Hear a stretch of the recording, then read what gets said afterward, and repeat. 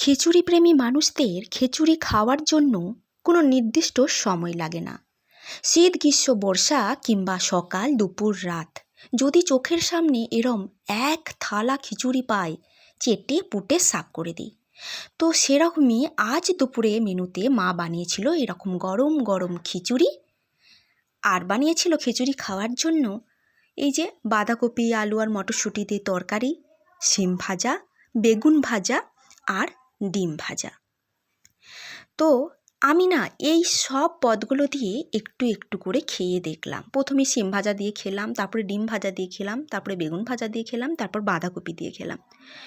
তো সত্যি করে বলতে আজকে আমার সবথেকে ভালো লেগেছে এই বাঁধাকপি দিয়ে খিচুড়ি খেতে।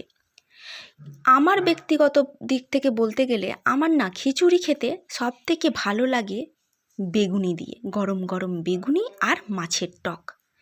তো আপনারা কারা কারা কী কী দিয়ে খিচুড়ি খেতে ভালোবাসেন সেটা কমেন্টে জানান।